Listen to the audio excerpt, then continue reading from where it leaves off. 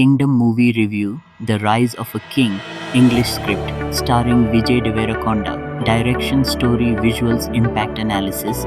Some stories aren't just watched, they are felt. Some movies don't just entertain, they ignite a revolution inside the soul. And Kingdom is one such cinematic experience. Hello and welcome.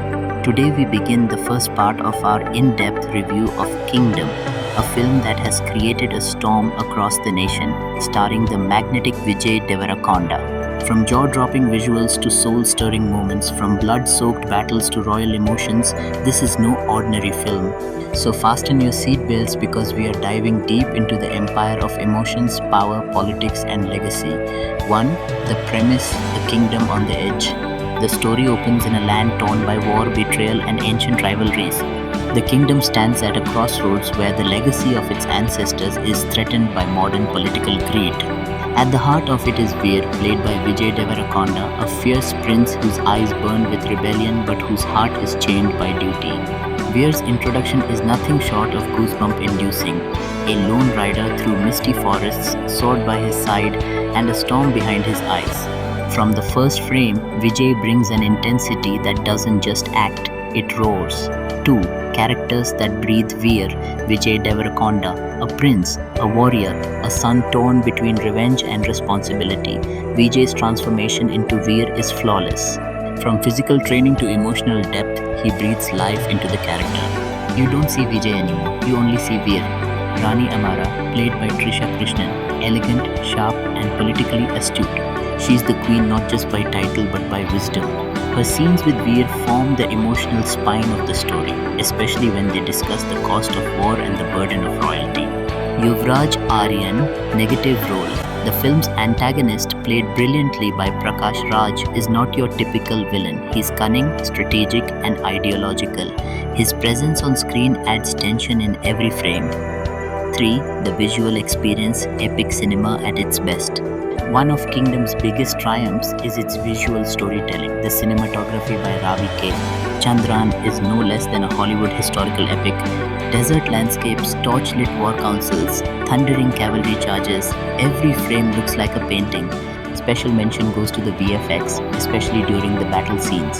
Swords clash, arrows rain, and fortresses crumble with lifelike realism. The final battle of Part 1, set on the banks of River Sura, is breathtaking, a spectacle that rivals even Bahubali in grandeur. 4. Music background score. The Pulse of the Kingdom background score by S. Thaman is a masterpiece. Whether it's the haunting Veer theme or the soft Rani Amara melody, the music elevates every scene. The score is like a heartbeat that syncs with the emotions on screen. The songs are poetic.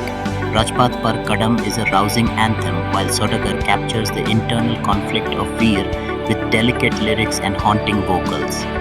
5. Themes. More Than Just War. Kingdom is not just a war drama.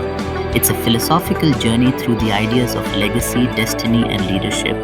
Power versus responsibility. Veer's dilemma is not whether to fight but why to fight. His conversations with his mother and his queen are deeply moving. History and memory. The film often flashes back to tales of previous kings, a smart narrative device that makes you question whether history is a guide or a burden. Love and loss. Veer's love for Amara is not romantic fluff, it's layered with sacrifice, mutual respect, and duty. 6. Vijay Deverakonda's transformation. This film proves that Vijay Deverakonda is not just a star, he's an actor of epic caliber. Whether it's the scene where he silently mourns his father or the one where he challenges the royal court, Vijay controls the screen like a king. His physical transformation is noteworthy. From lean romantic leads to a brawny warrior prince, his look is completely redefined. The effort is visible in swordplay sequences, horseback scenes, and emotionally charged dialogues. 7. Storytelling, pace structure. The first half of Kingdom is beautifully paced. It builds tension gradually, giving enough space to understand the politics, the past betrayals, and the brewing rebellion. The screenplay is tight and not a single scene feels wasted. The flashback sequences, especially those of Veer's father and the fallen king's honor, are handled brilliantly. They serve not just as exposition but add emotional weight to Veer's motivations. 8. Dialogues, words that cut deeper than swords. The film boasts of some brilliantly written dialogues. A king isn't the one who rules, a king is the one who heals his people's wounds. When history is written, it won't be my name, but my actions that echo. E. Exploring the second half, emotional twists, and the cinematic impact. 6. The second half, when Empire turns personal. The second half of Kingdom dives headfirst into the emotional and psychological complexities of its protagonist Arjun Reddy Rathore. After establishing his external battles and territorial dominance in the first half, this portion of the narrative is all about internal wars, battles fought in silence, in shadows, and within his own heart. Vijay Deverakonda's performance in this arc feels more layered. His transition from a roaring lion in battle to a vulnerable man dealing with betrayal, personal loss, and moral crisis is heart-wrenching. The film doesn't shy away from showing that behind the armor of a ruler is a bleeding heart. A series of betrayals from those close to him begins to dismantle his trust. His younger brother, played by Naveen Chandra, once a loyal supporter, is manipulated by external powers, leading to an emotional rupture. The dialogues during this conflict are not just well written, they're deeply performed, with silences speaking louder than words. 8. 7. The rise of the real antagonist. While the first half hinted at political forces opposing Arjun's rule, the second half reveals the true puppeteer. A scheming regional governor named Bhairava Pratap Singh, played with icy menace by Raj Arjun. His character embodies manipulation and silent evil, using diplomacy as a weapon. Rather than clashing swords, Bhairava wages war with words and conspiracies. He turns Arjun's people against him, tears apart alliances, and slowly poisons the kingdom from within. This shift in narrative style, from battlefield action to psychological and strategic warfare, adds layers of sophistication to the story. It's no longer about land, it's about loyalty, legacy, and loss of identity. 8. Emotional peak, a tragedy that transforms midway through the second half. Tragedy strikes. Arjun's love interest, Princess Meera, played beautifully by Mrunal Thakur, is assassinated during a supposed peace treaty meeting. Her death is not shown in a melodramatic fashion, but in a chilling, realistic scene that leaves the audience shocked. Her demise is a turning point, not only in the plot but in Arjun's psyche. What was once a story of ruling an empire now becomes a revenge saga wrapped in grief. The camera work shifts noticeably at this stage. The saturated color tones dull into grey and brown hues, symbolizing the death of hope in Arjun's heart. Devarakonda delivers some of his best acting in this section. His silence in the aftermath of Meera's death speaks volumes. He retreats into self-imposed exile, refusing to speak, eat, or fight.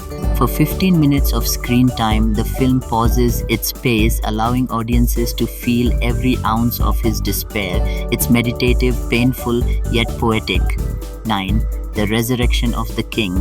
As the kingdom starts collapsing under Bhairava's shadow rule, the people realize their mistake.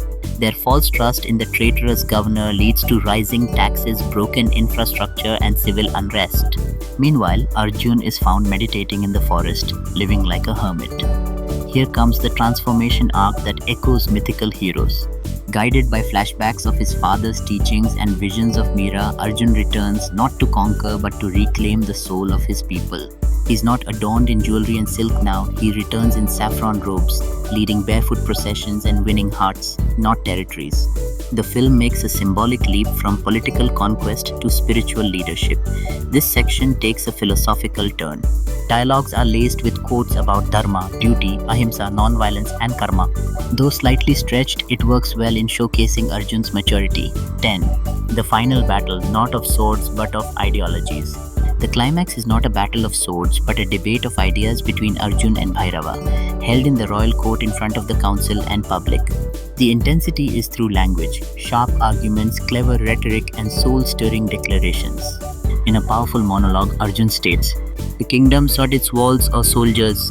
It's the mother who can sleep without fear, the farmer who eats before feeding his child, the woman who walks freely at dusk. If we lose them, we lose everything." The audience erupts, echoing support. Bhairava's evil plans are exposed and the council votes to reinstate Arjun as the rightful ruler. Yet in a shocking final twist, Arjun refuses to sit on the throne. He declares 11. Technical brilliance, sound, music, and editing. The second half features some of the best sound design in modern Indian cinema. By the time Kingdom ends, you realize you didn't just watch a film, you lived a philosophy. The second half is emotionally rich, philosophically deep, and aesthetically stunning.